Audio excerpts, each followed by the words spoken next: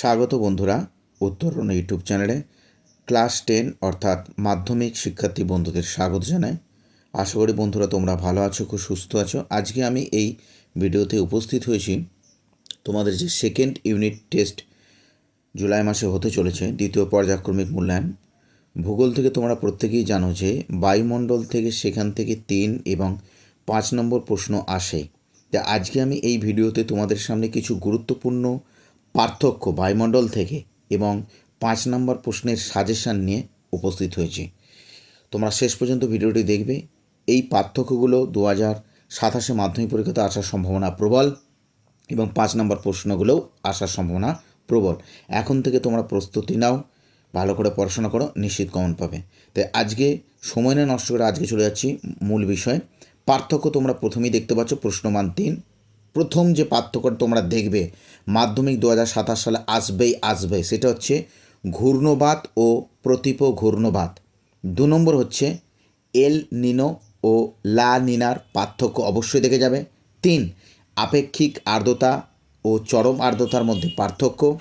4 ক্রান্তীয় ঘূর্ণবাত ও নাতিশীতোষ্ণ ঘূর্ণবাত ভিভিআই। 5 পরিচলন বৃষ্টিপাত ও শৈলক্ষেপ বৃষ্টিপাতের মধ্যে পার্থক্যটা দেখে যাবে। আর 6 অ্যানাবেটিক বায়ু ও ক্যাটাবেটিক বায়ুর মধ্যে পার্থক্যটা অবশ্যই ভালো করে দেবে। তার মধ্যে প্রথমের পার্থক্যটা অবশ্যই ভালো করে দেখো বন্ধুরা। এবার চলে এলাম প্রশ্নমান 5-এর সাজেশান নিয়ে। ওজোন স্তর বিনাশের কারণ ও ফলাফল এবং প্রভাব। ভিভিআই মাধ্যমিক 2027 আসার সম্ভাবনা প্রবল।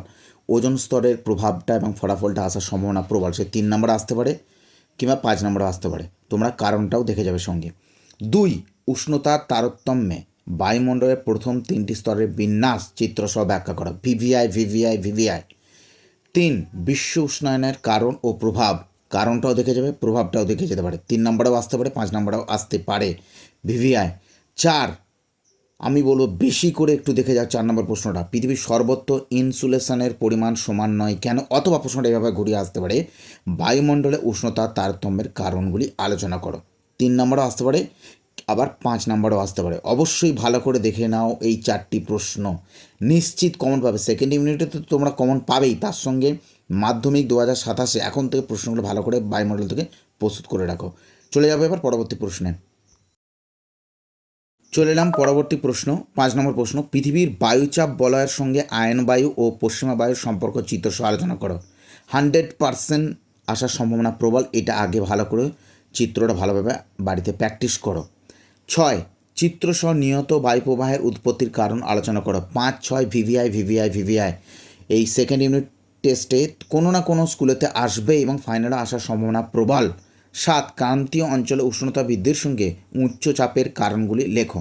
8 নম্বর প্রশ্ন দেখবে, অবশ্যই দেখে যাবে, ভূমধ্যসাগরীয় অথবা ক্রান্তীয় মৌসুমী জলবায়ুর অবস্থান বৈশিষ্ট্য আলোচনা করো। ভিভিআই। এটি প্রত্যেকটি স্কুলেতেই তোমাদের টিচাররা বা ম্যাডামরা অবশ্যই সাজেশনে দিয়ে থাকবেন এই 2027 জন্য।